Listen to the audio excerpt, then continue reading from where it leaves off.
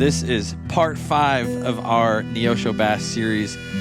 We've talked through everything from history to science to genetics to stuff that, gosh, I didn't know anything about before we got rolling. We're going to be diving into what we've talked about. And before you go anywhere, we're not just going to be recapping. We've actually got a huge announcement.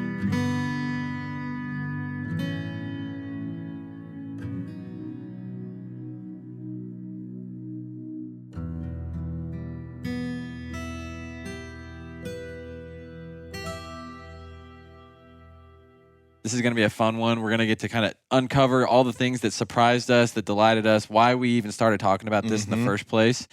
And as always, I've got Kyle Plunkett with me here, ride or die, always there. But our producer, Dan, has made the trip up to my house tonight to spend some time with us on this episode. And we're going to ask him a few questions about, for a guy who's not a big outdoorsman, hasn't spent a whole lot of time fishing, like what you learned. And because you listen to them a lot. Probably more than the average person. Probably more than anybody. Yeah. You listen to all of our episodes every last second. Probably a couple times. Yeah, I did. And we'll probably get into it, but I didn't even know what a Neosho Bass was before this. So I'm excited. I think you're in the majority. Yeah. I know, right? Yeah. All right.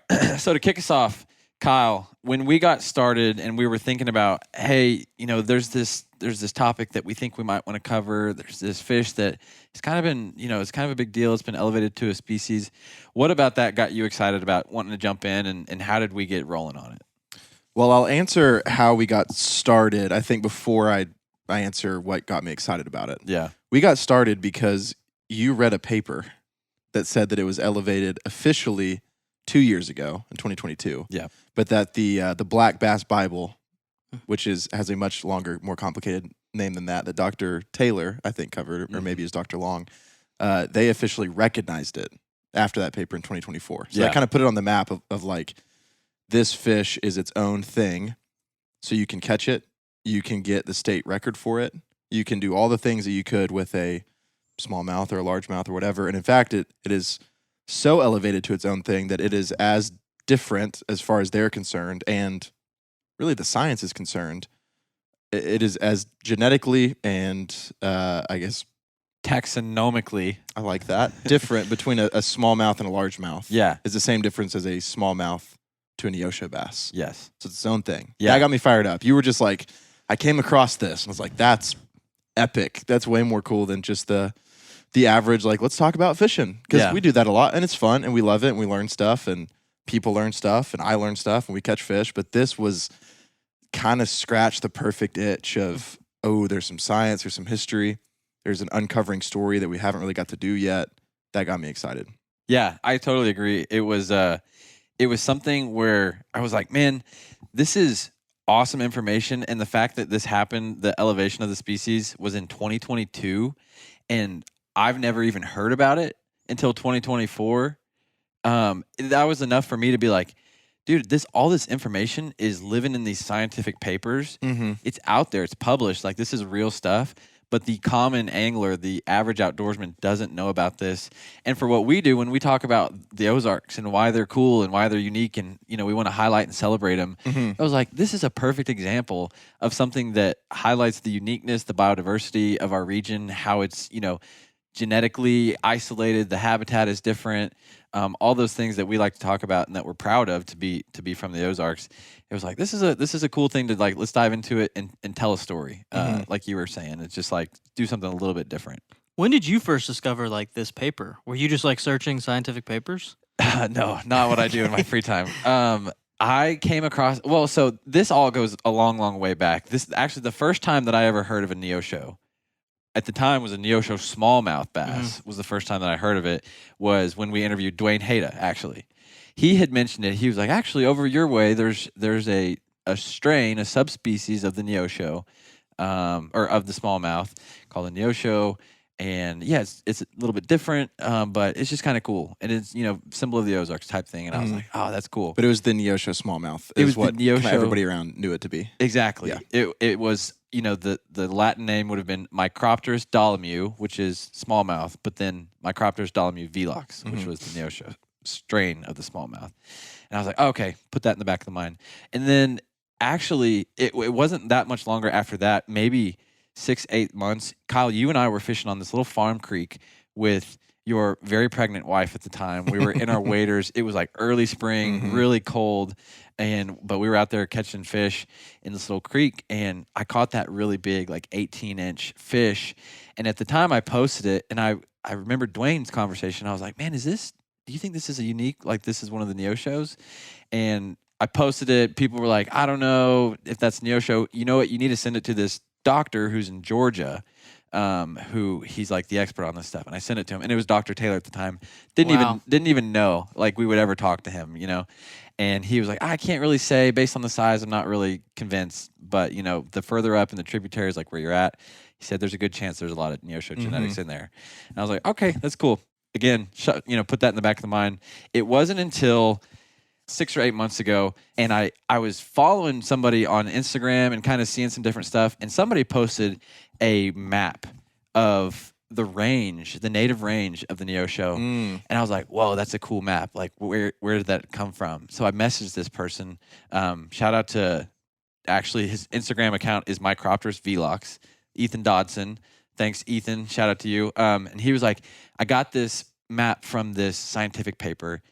I'll send it to you. Check it out. So I read that, and I was fascinated. Like, it's probably, I don't know, 30, 40 pages, and it's scientific stuff, deep stuff. Some stuff I don't really know. I'm just kind of skipping through it. But then, I'm a visual guy, I like pictures in all my books and readings and stuff like that. So I'm like getting to the pictures, and then I'm explaining like, all right, what does this picture mean?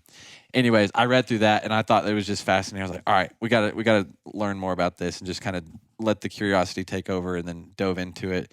And one thing led to the next, and I was like, all right, who wrote this paper? Where'd the study come from? Okay, who was in that lab? Talk to this person. Oh, wait a second, Dr. Taylor. I've already reached out to him. Like, hey man, how you He's doing? been looking at my fish pictures. Yeah, like let's connect. When are you? You're in Georgia. Can we make it happen where you're up this way on a fishing trip? XYZ, and so it all kind of dominoes fell into place, and heck yeah, just started knocking them down. So, that's awesome, dude. Yeah, I remember you sending me that paper, being all excited about it, and I was honestly thinking, like, who cares? It's a strain of a smallmouth. Like, great, they're everywhere. Yeah, I didn't read the paper, obviously. You were sending me the map, and you had the information, but I was like, cool, man. Like, there's fish in the rivers. Good job. There's a fish in the river. Come to find out, there's a fish we didn't know was special in these rivers. That's why it's a big deal. Yeah. Yeah, and just the fact that it's it's a game fish too. It's not a minnow. Like, we've actually got a lot of biodiversity too when you look at like darters and minnows and certain types of plants and crawfish, stuff like that. There's actually quite a bit of biodiversity in species in the Ozarks, some of which we've talked about before. But this is like, man, this is a black bass. This is, people thought this was a smallmouth. This is a game fish that people want to go and catch. I mean, people fly from all over the world to go and catch different types of black bass at different parts of the country. So it was like, oh man, it even elevates it a little bit more. So up to this point, if you have not listened and you're sitting here like, oh man, I that sounds interesting, I want to know more about it, you need to go back. This is part 5, like we said. Part 1 and part 2 kind of dive into the history of the research, even outside of the Neosho, just black bass in general, starting with, there's these 2 really influential ichthyologists, and they kind of break it up into like, you have largemouth and you have smallmouth. And within that, like, everything kind of falls in with those 2 buckets. And then they started realizing, hey, there's differences in morphometrics and counts and scales and fin rays and all that stuff, up to the date of like, boom, published. The Neosho is something different, and all the history that comes with that. It is not a smallmouth. It is not a smallmouth. In fact, it's the granddaddy of the smallmouth that we know today. And then from there, part 2 was talking about from that publishing to date, like what has kind of happened since then, the peer review process and scientific community, like what kind of took place since then. And then part 3, we talked with our buddies over in Oklahoma, Donovan Clary and Larry Clark, the guides, diving into the culture of it, of the fish, but also, them growing up on the river, how they'd seen firsthand changes happening. Yeah. These guys are out there fishing their whole lives. They grew up on the Illinois River, and they started seeing, since the stocking of the smallmouth, hey, these fish are starting to look a little bit different. Part 3 was like, let's go back to ground zero. Yeah. Let's get into a river. Right. We're talking generally, let's go to the spot. I guess the spot that has the the most changes, right. the hottest action, if you will. The hottest action. And so that was good to hear from them, like the common perspective, how this fishery's changed and these fish are different. And then part 4 was great. We talked with Tony Rogers and Trevor Starks talking all about management and like how do we take all of this information and the research that we have and channeling it into actual conservation management. How do we protect the species that is at risk of hybridization and completely losing like a pure genetic pool and then not having this fish anymore and just being kind of like this monoculture of smallmouth are everywhere. And there's no uniqueness in our fisheries. And so, or not even a monoculture of smallmouth, but back to Dr. Taylor, just a river fish. Yeah. It is hybridized to the point that it's just a bass. It's a fish. It's a mutt bass. Yeah, rather than that's a Neosho, that's a smallmouth, that's a 50-50 hybrid, that's 25-75. Like even that you can still get excited about them. When it's just a mutt bass, as he called him, just a river fish. Okay. You're like, yeah, there's another one. Yeah. Yeah. So at this point, we've basically gone through and we've proven, okay, what are the things, I'll ask you, Kyle, what are the things that we've kind of gone through and proven like, hey, this is different than a smallmouth? What are the things that we've said, these are clear, there's clear evidence in the research that says this stuff is different about these two fish? Well, first and foremost, they're genetically different. Second, the Neosho bass does not get as big as a smallmouth. Right. It just won't. Yeah. So the growth rate is different. Smallmouth typically get up to like 22 inches, 23 in some cases, like really big ones, maybe even bigger than that in some other places. The Neosho, they were saying topping out at 14, and that's even, what do you say, 1%? Yeah, maybe was 14 even inches. makes it to that. Yeah. And then where they live is different. I think those are the big 3. Yeah, their habitats. That's why when the impoundments were built, the Neosho didn't like the lake. So you didn't have these, quote unquote smallmouth getting huge like they did in other places because they're not built for that. They're built for small. Because they're not smallmouth. Clear, fast, exactly. Fast streams of the Ozarks. Yeah. So it's where they live, how they grow, a little bit about how they reproduce, and then all the way down to their genetics. Yeah. And the back to the genetics, the lineage thing I thought was cool when he talks about the granddaddy. Basically, he was saying the Neosho, if you follow the genetic lineage back, however, many years ago, it diverged first. And it would have been like the first one that was different from the smallmouth. And it's basically the granddaddy of the smallmouths today. And that's just fascinating. Like thinking about a fish that basically at some point got isolated, and even in the history that we've learned about the Ozarks, is a ancient landmass that was above the ocean, even before like the Rockies, like a very, very old landmass. And so you can see how when this plateau would have geologically been formed and uplifted, you could have had a pool of fish get isolated in that. And then there's barriers from like the Arkansas River. Essentially, is the main one. Like they weren't going into that river, so they kind of got pocketed in this little place. And that's not, I'm not saying that's like scientific fact, but you can see how something like that would happen where these fish are now stuck up in these highlands and they're not intermixing anymore. And as their world changed around them, smallmouth were also native. They're coming along. Yeah. And they're doing their thing. They were just after the Neosho. Right. So that's something we keep getting questions on too is the smallmouth like a invasive species? It's like, no, absolutely not. Right. It belongs in the Ozarks just as much as the Neosho bass does. Along with a couple others, I believe. They're only found in Arkansas, but they're native. Like they are meant to be here. Exactly. But they're different. They're just in different watersheds. So yeah, it's like, boom. Okay. All those things like you're talking about, what makes a species different? You've got, they don't live as long. They don't, they don't even look the same. In some cases they do. They look similar. And that's one of the challenges that we'll talk about that's like hard to kind of, when you think about management, if people can't tell the two fish apart in their hands, that creates a challenge.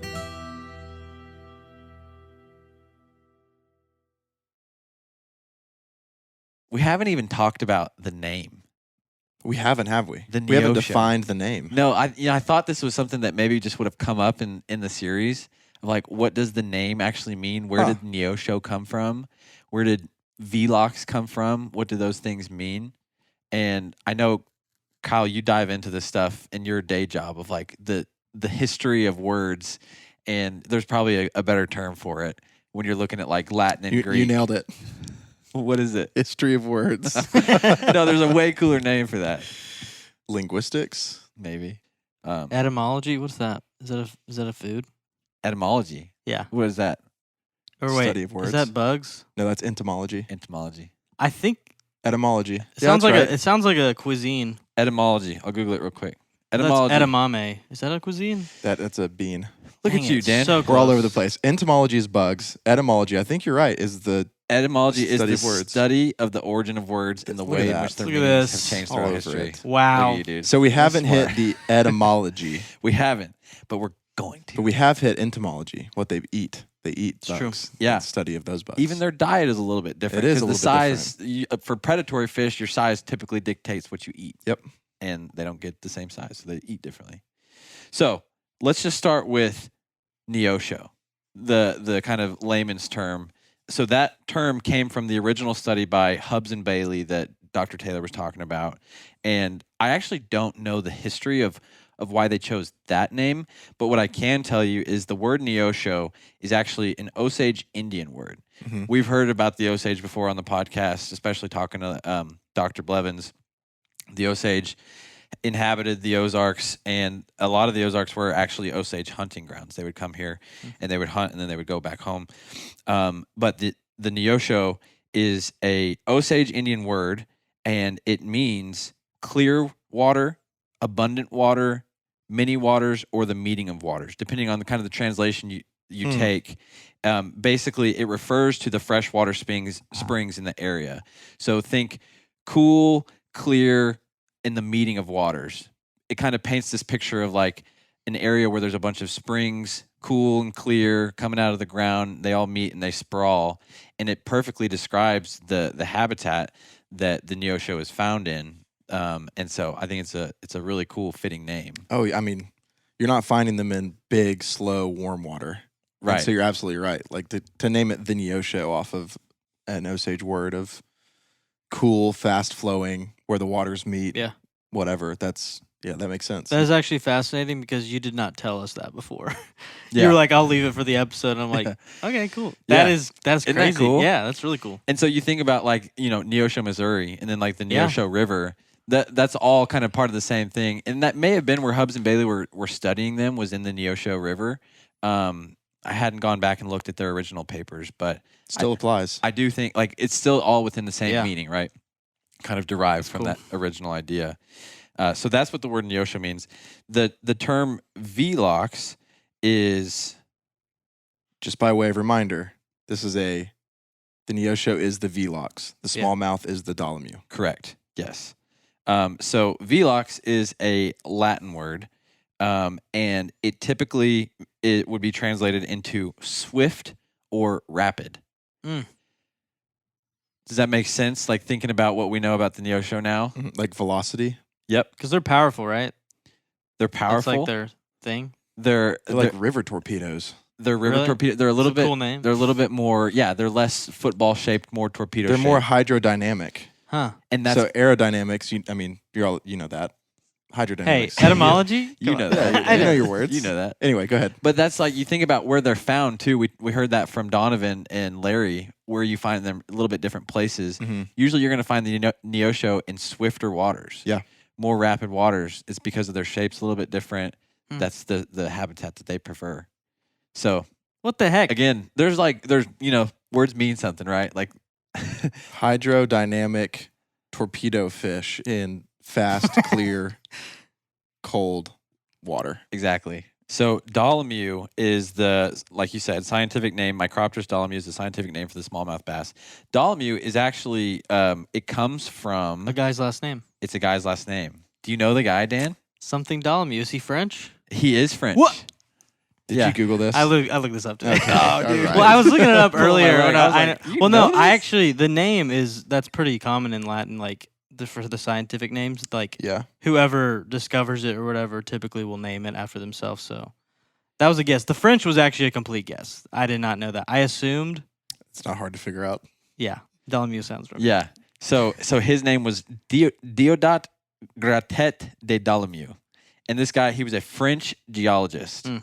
and he basically became well known for his work in geology. They ended up naming the mineral and rock dolomite after him. And so you think about, again, the Ozarks geology, we have a lot of dolomite in our karst landscape. And, I have to think, but, okay, so I say that the smallmouth and the name dolomite isn't specific to the Ozarks. There's lots of areas that have dolomite.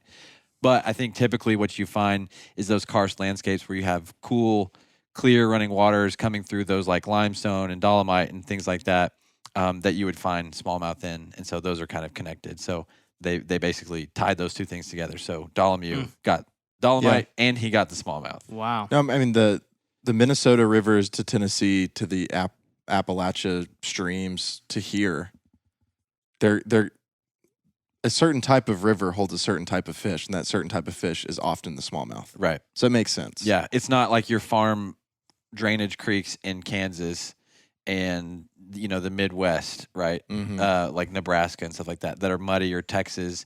You need that clear water that's usually coming through like a karst landscape, like the places you just named. So there's a little bit of the etymology, Dan. That is fascinating. For the background on some of that stuff. Kyle, one thing that we talked about was the cultural ties to, and some of this, I can't remember how much of this actually made it into the episode. Some of this we talked offline. The cultural connection of the Neosho with the Native Americans and the people who would have inhabited the Ozarks for a long time. Take me there a little bit. Well, I first started thinking about it just because I'm fascinated anytime I find old artifact of the people before us. I mean, I feel like I grew up kind of thinking that Native Americans were probably the coolest people to ever have existed, and nobody's really proven me wrong so far. They're pretty awesome. And so finding arrowheads and hearing old stories of hunters and gatherers and fishermen and tribes and all this stuff is always just fascinating. And I remember, and we share this on episode 1, but finding an arrowhead while turkey hunting on the hunting ground that I grew up hunting on, and thinking, this is incredible that I'm holding an artifact of a hunter before me, hunting in the same place that I'm currently hunting.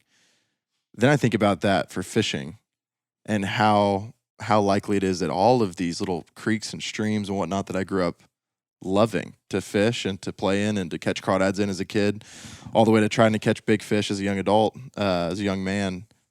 The idea of Native people before me targeting the same fish and it bringing them enjoyment and food and value to their home and all of that kind of stuff is just so cool. That's a link. It's a direct link to their experience in the wild places that I love back to me. Yeah. Like, these are not people who walk into a Walmart. I have to walk into a Walmart. Like, I have no link there for how I gather 90% of my food. Right. Or even what I like to do for fun. Like, fishing, that and hunting, that's kind of it as far as what has really been carried on, I guess, through the history, through the legacy. Right.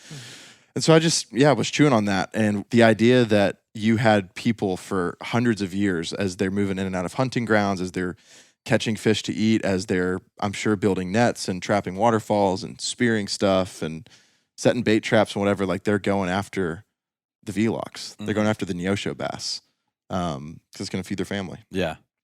And now we get to fish after the Neosho bass. Yeah. Probably not going to feed my family on it, but we get to go after them. That's But cool. we get to chase them, yeah. That's cool. And I don't know how much we in our modern times think like that, or even think that those ties can still happen, but they absolutely can. Mm-hmm.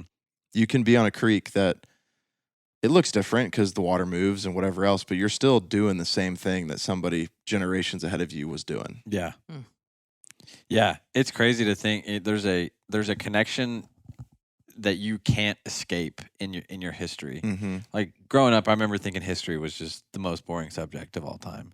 And I wasn't interested in it because I didn't understand the connection to, like, my life today and how this relates to that. Mm-hmm. But the more we've done this stuff and talking about actually where we're from, and seeing how those, values and customs and just what happened, what took place, carried through to today, and why we are the way that we are in some ways, has made it a lot more interesting. Mm-hmm. And so tying that back to, like, this fish and the history, like you're saying, is fascinating.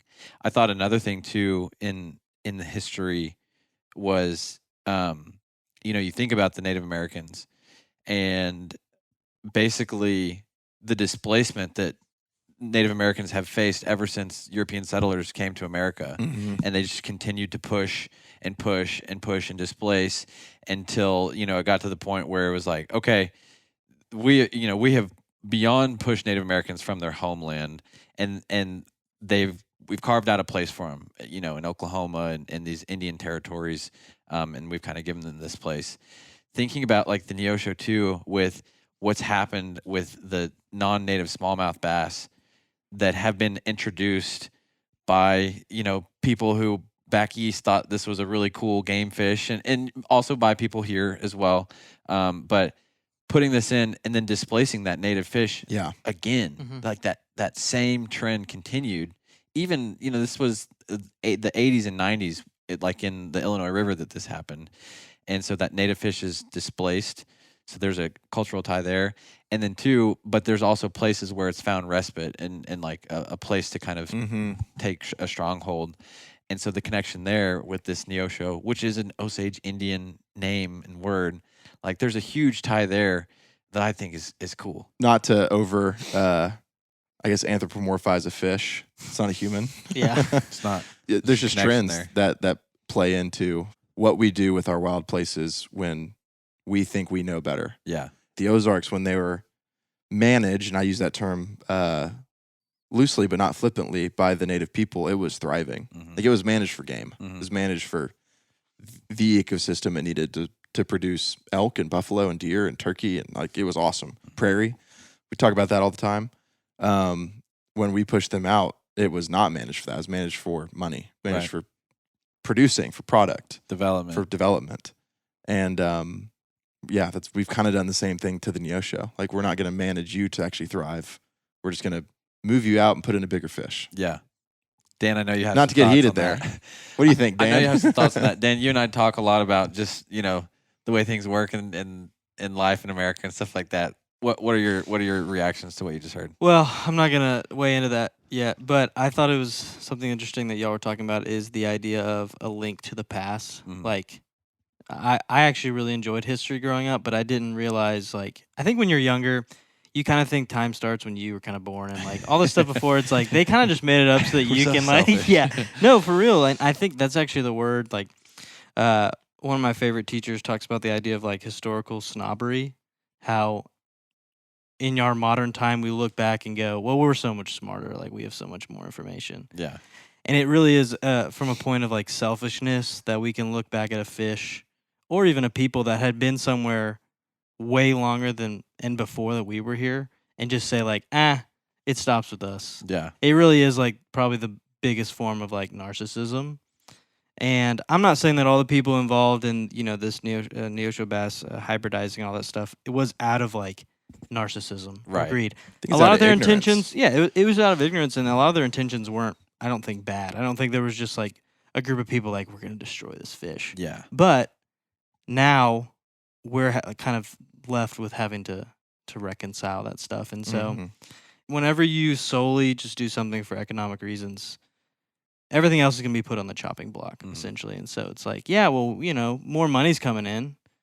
Yeah, but is the resource doing better? Yeah. What's the justification? Are the people happier? Is like, what are you measuring just so you have more money? Yeah. Okay, cool.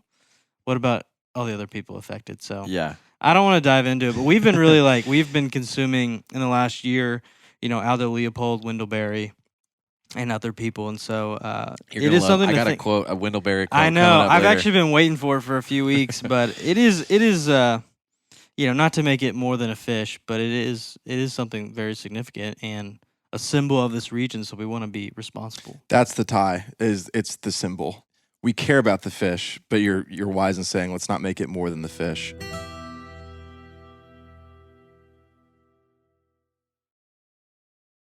Kyle, how does that tie in your mind? Because I think that is the story broadly that's being told, and we've tried, but also not tried to make it overly obvious. Of this is kind of the story of our region that we love so much that we even it's like let's do a podcast about it, talk to people about it. Yeah. How does that story connect for you? I think it is the symbol of the Ozarks. At least when you think about like maybe even that just specific range. Like there are different ranges and there are different pieces of the Ozarks and different histories and people groups and all things like that. But I would say that, you know, okay, I'll take back. I say it is a symbol of the Ozarks. And when we think about telling the story of the Ozarks and highlighting, this is one that you can tie all the things that we're talking about. There's a uniqueness, there's a displacement cultural connection. There's also just like this resiliency and tough fighting and hard fighting nature of this fish that like when you talk about seeing human connection and seeing human attributes within a symbol, you can tie a lot of that back to the people who live here and being able to carve out a life for yourself in a place where some people might not see that as a place that you could carve out a life for yourself. I think that's something that represents the Ozarks, you know, when you think back to the hillbillies that came over here and the Indians that were here before that. It's like, man, how are these people making it work and living and having families in a place where it's mountainous, it's rocky, you know, there's not like, it's not prime farmland or anything like that. It's just tough. It's a tough life. But at the end of the day, it's a fish. But it matters. There's a connection. I don't want to downplay it. It definitely, it matters. Yeah. Like, we're going to lose it unless we do something, which is why we're doing this. So, well, when you give something symbol status, when you can see yourself, you can see your own history, and then you can see others around you in it as well. Like anybody could claim for themselves their own personal symbol, I guess, if they wanted. A spirit animal. Yeah, it's like it'd be akin to a spirit animal, where it's like, okay, good for you. You think, Dan, that you're kind of like a lizard? You can have a lizard, bro. A hellbender. Yeah. Ozark hellbender. That's how I would describe you.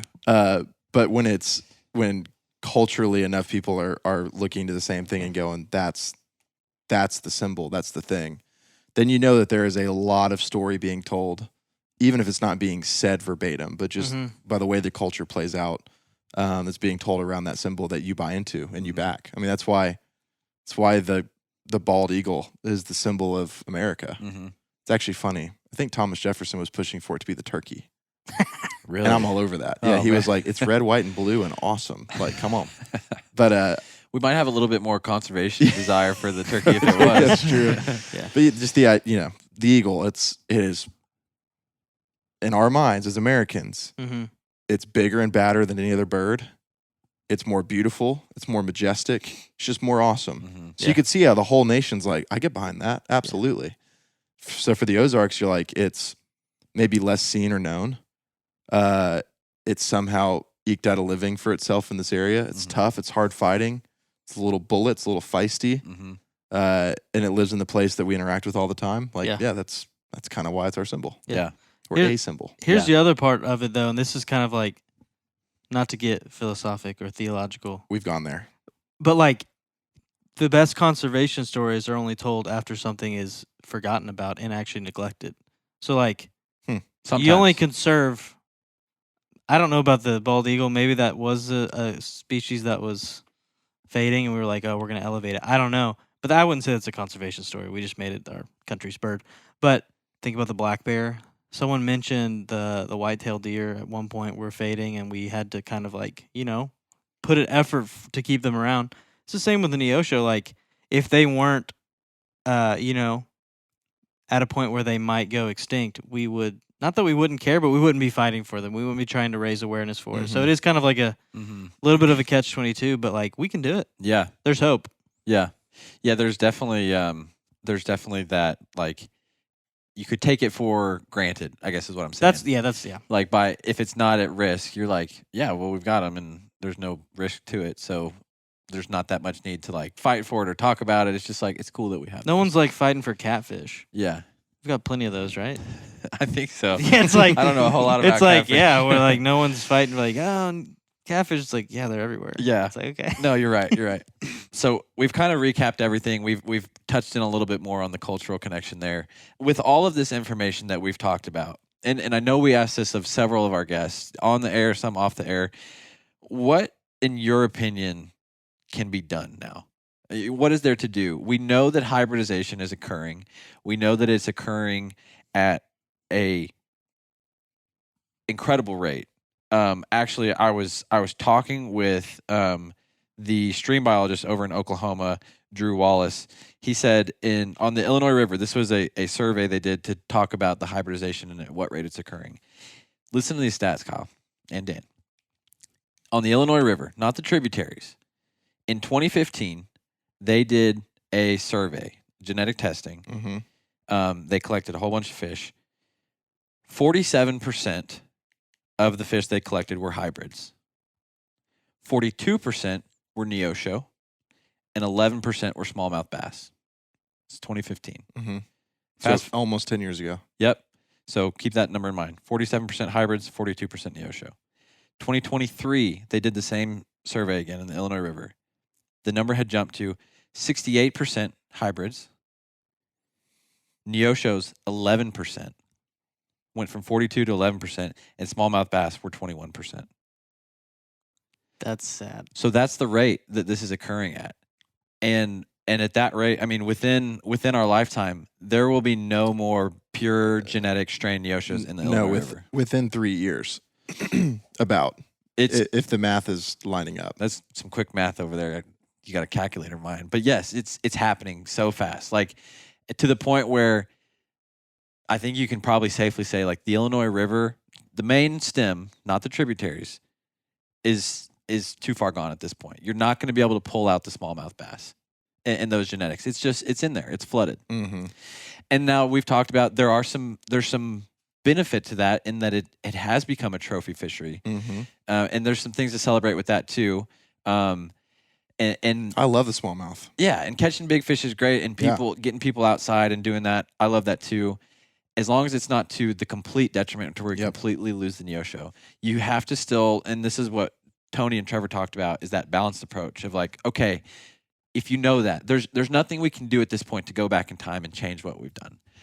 But if you know at this point that you're not going to be able to reverse what's happened in that river, you manage it as best you can. You take this balanced approach where you celebrate the big fish, the trophies, and then in the smaller tributaries where the Neosho kind of have a strong hold, you keep that protected as best you can. And there's different ways to do that they talk through.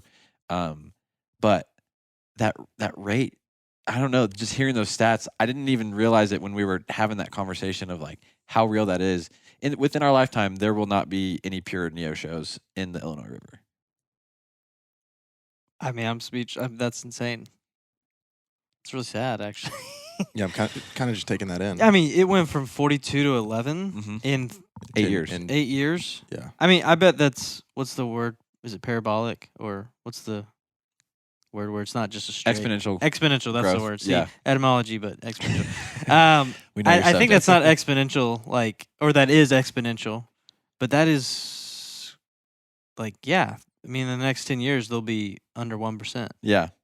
Yeah, so it is happening. It's not just like, we're not sitting here like fear-mongering, trying to like get people like, oh, rally behind this because it's like, this is a big scary thing that could maybe happen one day. Like, this is happening. This is happening. This is real. And so back to my question is, what can be done now for the Neosho in your opinion? And based on, you can pull from what we've heard from other people, but what are your thoughts? And I think the first thing that needs to be done is we need to figure out the best way to educate as many people as we possibly can to the existence of the Neosho bass. And I guess we're like, that's kind of what we hope to do here. Right. So if you're listening, share this with a buddy. Yeah. Shameless plug. This is not like just grow our numbers. Like actually share it to somebody who fishes, who catches fish. Share it to your people. But I mean, that's got to be the first thing. You wouldn't know about or care about catch and release if it wasn't for somebody telling you about catch and release practice for whatever it is. Mm-hmm.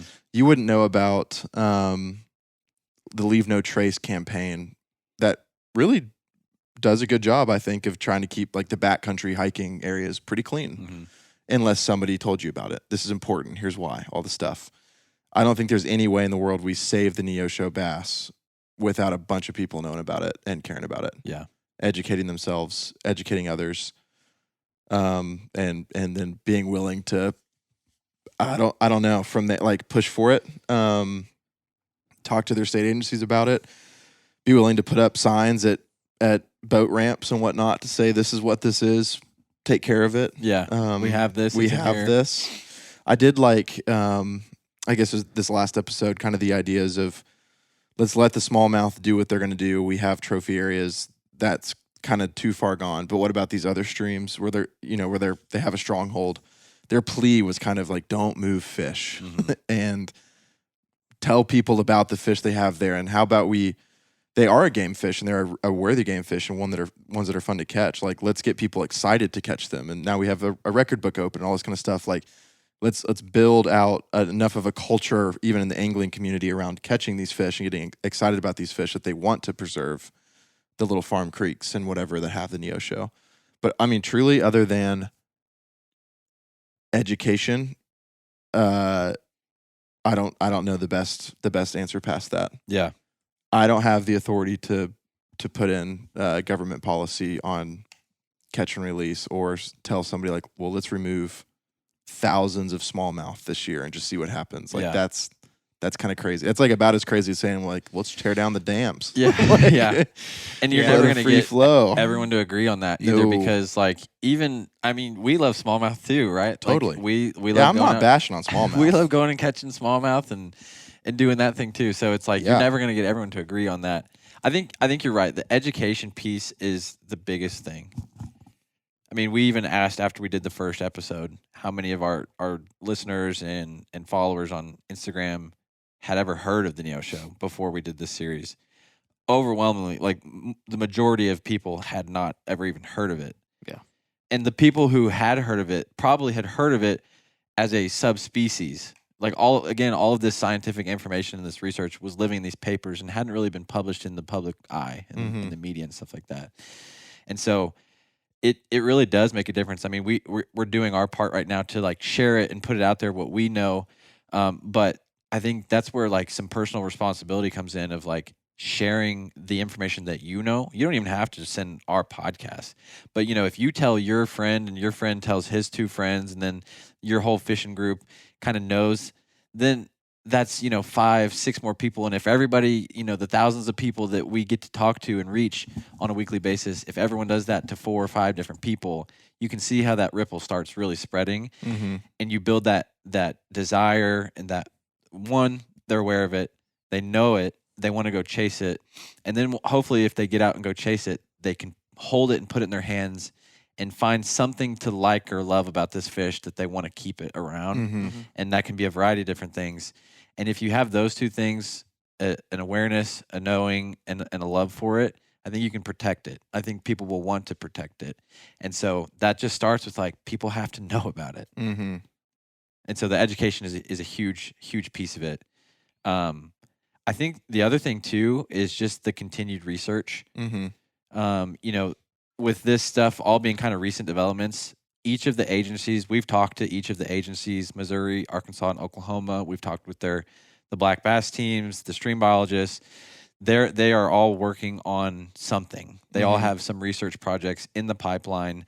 And so if you're curious about what's going on in your state, in your area, reach out to them, ask them. Like, I'm just curious. Some of the stuff isn't coming out anytime soon. Some of the research won't even be published till like next year, 2 years from now. But they're starting because this is all kind of relatively new information. So, they don't have all the answers, and there's a lot that is going to be figured out as we continue to dive into some of this research. But just supporting that and being aware and kind of staying abreast of like what's happening in your area, I think is helpful. I have one. It's similar to what y'all talk about or what y'all have talked about. Like, keep talking about it when no one else is. Like, if we don't do anything past this 5 episodes, then it's kind of a waste. And so there's going to come a point where people are like, all right, yeah, come on, stop talking about that thing. It's like, no, we're going to keep talking about it. And so for our audience, it is kind of crazy. We live in a time where we can get information out really fast via the internet. So, like, if you really care about it, you don't have to spend money to care about it. It's free to make a social media account. Just start posting content about it. Yeah. Like, it is crazy. We can get the message out there if we really care about it. It doesn't have to be like this full-on effort. Just, like, take responsibility for it. Yeah. We're going to keep talking about it, and we're going to keep fighting for it. We're going to keep having conversations. So, join us. Yeah. Do the same. Yeah. Y'all have both said responsibility in your answers. If you were to try to define responsibility, how would you do it? Ooh. I think that it is it's knowing what you know, and with that information determining what you think is the best thing to do with that information. You can't think about, you know, will it make a difference? You can't think about, is there enough time? How long will this take? How much will it cost? All you can really do is like own up to what you think is the right thing to do, and then you just go ahead and do it. That's all you can really do, because you can't control what happens in the future. You can't control anything about like 10 years from now, 20 years from now. All you can really do is control what happens right now. So if there's something that's on your mind where you're thinking like, this just feels like the right thing to do, you just go ahead and do it. Yeah. And if you ignore that, that's ignoring your responsibility with the information that you have, the knowledge that you own. If you don't act on it, you're putting off responsibility. I would say similar, especially the time aspect. Stewarding over something you can control in a timely manner. So like people in the north, they can't do anything really about the Neosho Bass. We have been passed by the nature of where we live. It's an issue that we have been handed, and the irresponsible thing would be to just be like, someone else will deal with it, like whatever. Yeah. The responsible thing is say, no, this is like in our stewardship, and we have to do it like soon.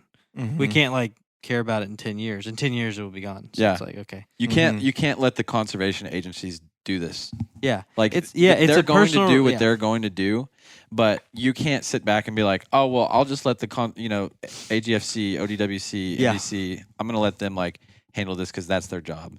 It's not their job. I mean, it's part of their job, but it's also your job. Like if they're you also care about this. just now working on it because it's just now been elevated to its own thing. So it is their job, but it's also our job to make sure it's going to happen. And it's your job to not, like you were saying, move fish around. It's your job to be proud of where you're from enough to take care of it. Like if you know it and you love it, like we were talking about, you're going to take care of it.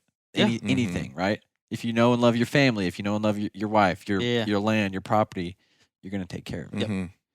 So it's not don't leave it up to somebody else. Take responsibility. That's good. What you're saying. I heard somebody say responsibility is something that you either live up to or you fail in, but you cannot pass it off. Like once you become responsible for something, you can either like do your best to live up to whatever that weight of responsibility is and carry it well and do something with it, or you cannot. Or you can fail at it. You can fail at it. You can choose not to, but you can't actually pass it to somebody else. Yeah. And I think about that with like raising kids. I have responsibility as a dad to form my children into to kind, good-hearted, God-fearing kids. And I can decide to do that. Humans, do that or not do that. Yeah. But it is not appropriate, nor is it an option to pass that to somebody else. Like that is my responsibility as their dad. Yeah. And so same with land or fish or a conservation issue or whatever it is. Like it's kind of a weird, like now that we, the three of us in this room are educated on it, it's like we have a responsibility to do something with it. Yeah. We can't just not. And we also can't pass the buck to somebody else and say, I hope they do it. Yeah. The consequences are in our hands, negative or positive. Yeah. And I think anybody who's listened. Yeah. We all you have this information now. Yeah. For better or worse, we're all in this together. Don't feel guilty about that. I know we're preaching hard right now, but man, it's like we really are in this together. So, well, it's the only way. Only way anything's gonna get done. Yeah. So you have to have the buy-in. You have to have enough people know about it, and to get that buy-in, and to have enough people know about it, that just takes publicity. That takes media. That takes talking about it, telling friends about it.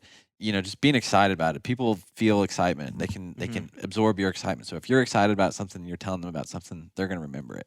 So with that, we have a huge announcement. Are you guys ready? Enough preaching. It's time for action. Are you ready for this announcement? I'm ready. I don't think you guys are. We are officially kicking off a public campaign to make the Neosho Bass the state fish of Oklahoma. Let's go, baby. Come on. I'm going to just let that pause for a second. I've done some research. The state fish of Oklahoma is currently the white bass. It was made to be the state fish of Oklahoma right at 50 years ago. So this was 1974. And the white bass is an awesome fish. It's native to the state of Oklahoma.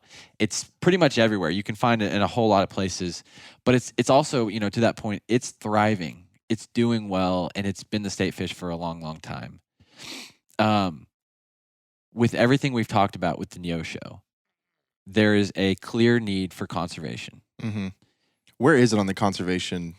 There's a scale of, most at risk threat, area, right, at threat, or least, and somewhere in between. Do you know where it is on that? I'm glad you asked that. I was just talking to Drew Walls today over at Oklahoma. He said the next evaluation is due in 2025 for the listing, and he's assuming that it's going to be listed as a species of greatest conservation need. Okay. Oh my.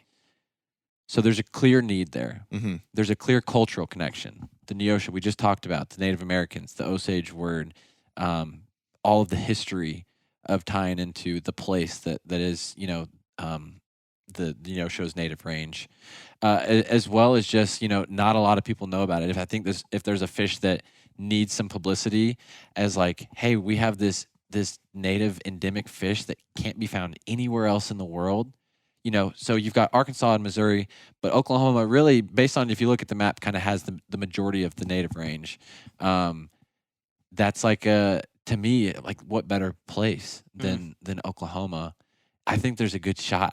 Let's do it, baby. Come I don't know on. anything about it, but I think it starts with, this miniseries is kind of like our official campaign.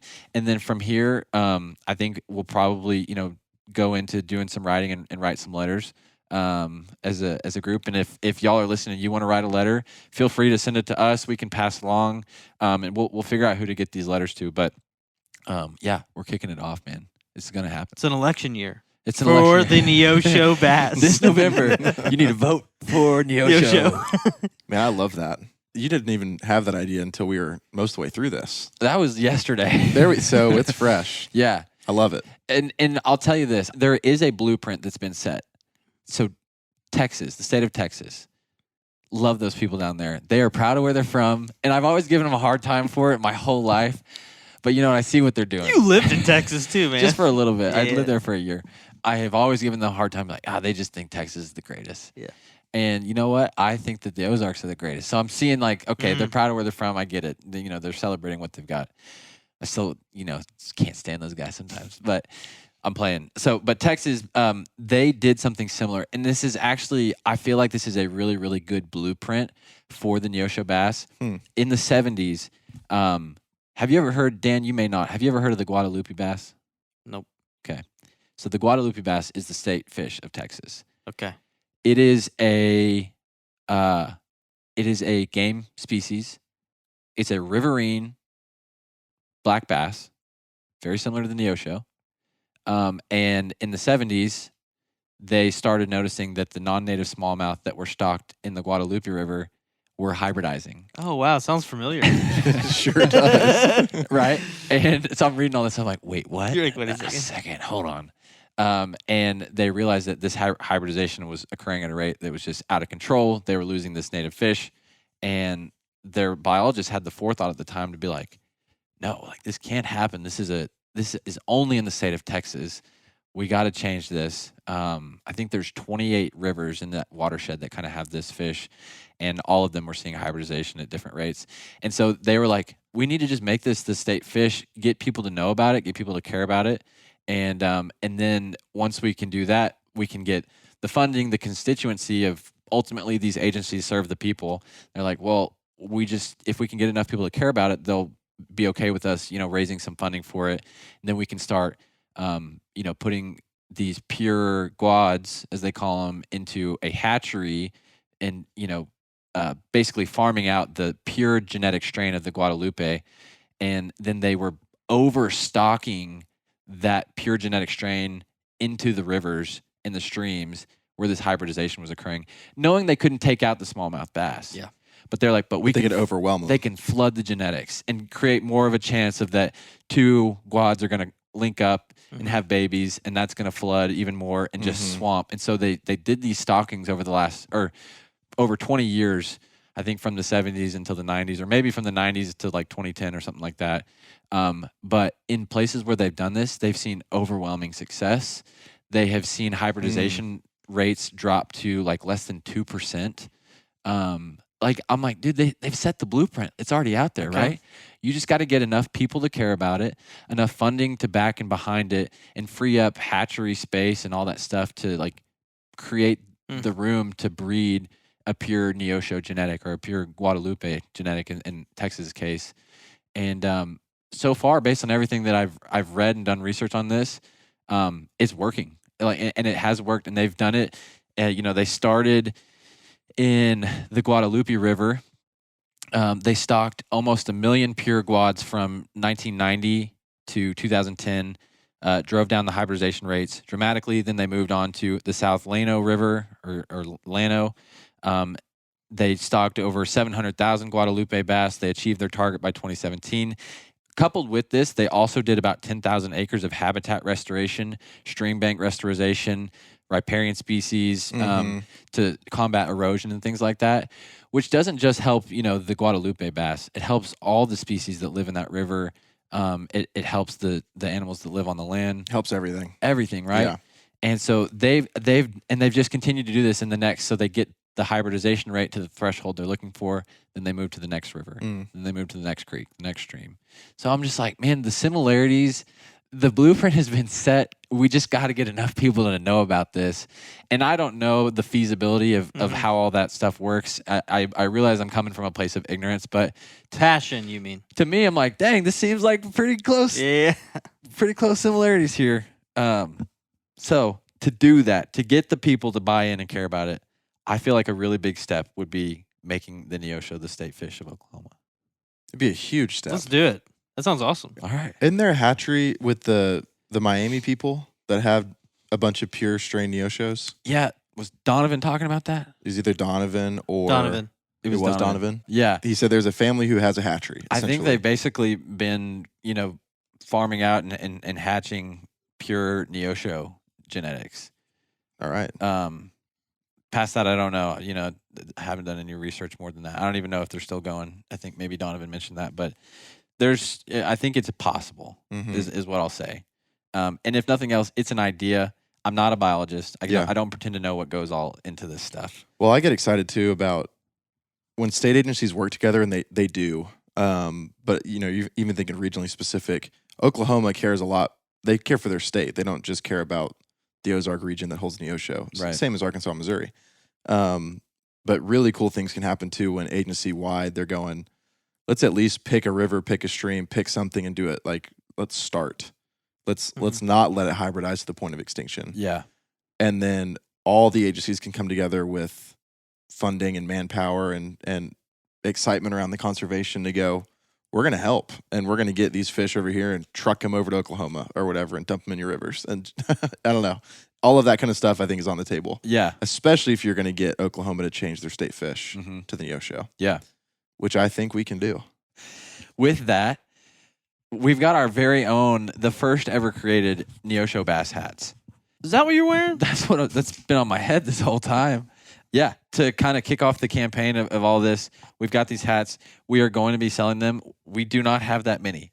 We ordered a very small batch, and we're probably going to be getting more. But this is what we have for now. So we started with 50. So if you're listening, you're like, man, I got to have one of those. This is the world's first Neosho Bass hat. Yep. Whoa. Micropterus Velux. Never been done before. We're doing it, baby. That's and big. That money is going to go towards helping all of this conservation effort. Absolutely. Yep. This is not just thanks for your money, folks. Yeah. We appreciate it. This is we're getting into this thing. Yeah. We set aside and all of the products that we sell, the hats, the knives, everything that we've done so far, we always carve out 20% after we cover our costs just to go right back to this stuff and helping us, fund conservation groups, research. We've been talking with the different agencies about how that can work. And so that's the plan with these hats as well. We worked with Connor Klein. He's an artist locally. Dude, his art's unreal. He is unreal. He came through big and he was like, man, I want to help, anything I can with conservation. You guys let me know when you need me. And we were like, it's time. Like, we need you, buddy. We need this fish. It's time. So he drew this artwork. I think it turned out sweet. I'm really excited about these hats. Can't wait to break my hat in a little bit more and get that nice patina on it that we all love. and just make it my new lucky hat. I was calling my hat patina the other day, and my wife was like, "You just mean sweat marks?" I was like, "No, babe. No, Not what those Patina are. sounds this way is better. earned. This is earned Sun patina. bleached sweat marks equals patina, I think." That is right. All right, I want to ask you guys something. This is a word that we've mentioned in the past on these episodes. The word is hope. What do you guys hope to see happen with the Neosho Bass? I hope to see it preserved and in some ways restored to the glory that it once knew when it kind of ruled the Ozark streams, so it can be celebrated and honestly caught and enjoyed by my kids and my kids' kids. I hope in 25 years they're telling the story of the conservation of the Neosho Bass, and that they don't know our names. They're like, "Hey, that region kind of just got behind that fish, and we have it now. And we enjoy it." Yeah. Like, I want someone to maybe be on a podcast or whatever, VR in the future, and is excited about you reading about the Guadalupe fish, about like, I don't even know this about the Neosho Bass, like, and they're using that as a blueprint to like save their whatever. That'd be cool. Yeah. What about you? The same thing as you guys. I also hope that I just hope to see everyone know about it. The same way that they know about the smallmouth.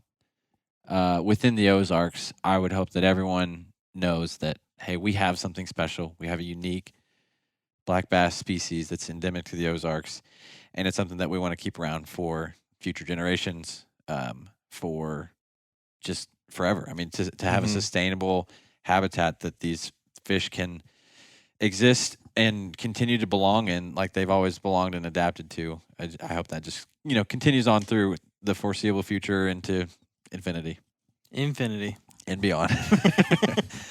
Hope's it's a powerful concept. I'm reading some Wendell and I've got a quote I'm going to read to you guys. It's an interesting concept when you think about it.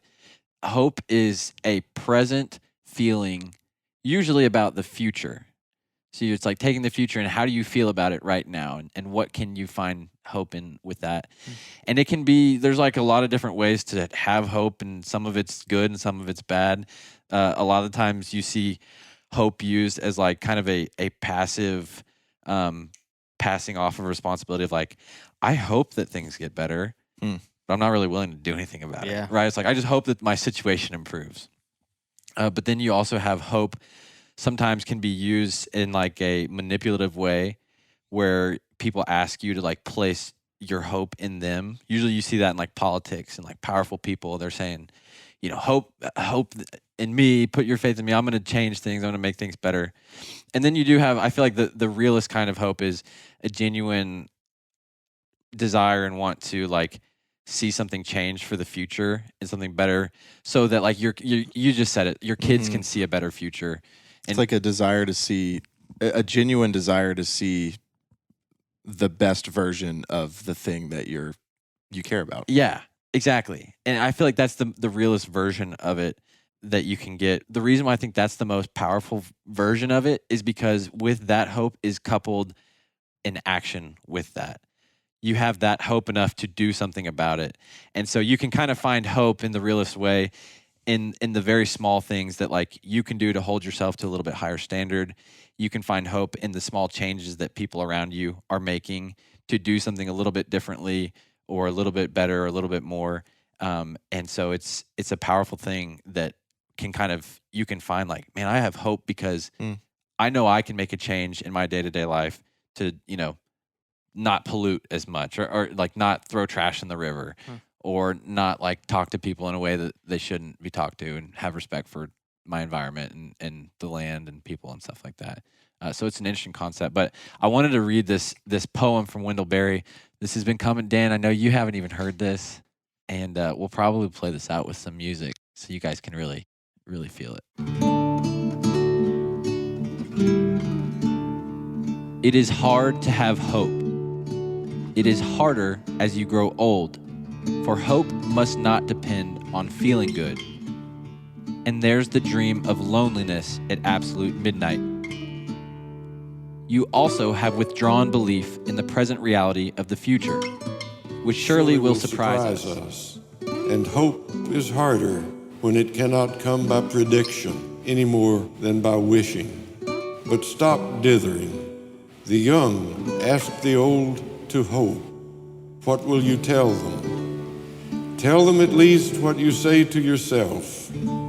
Because we have not made our lives to fit our places, the forests are ruined, the fields eroded, the streams polluted, the mountains overturned. Hope then to belong to your place by your own knowledge of what it is that no other place is, and by your caring for it as you care for no other place. This knowledge cannot be taken from you by power or by wealth. It will stop your ears to the powerful when they ask for your faith, and to the wealthy when they ask for your land and your work. Be still and listen to the voices that belong to the stream banks and the trees and the open fields. Find your hope then on the ground under your feet. Your hope of heaven, let it rest on the ground underfoot. The world is no better than its places. Its places, at last, are no better than their people, while their people continue in them. When the people make dark the light within them, the world darkens.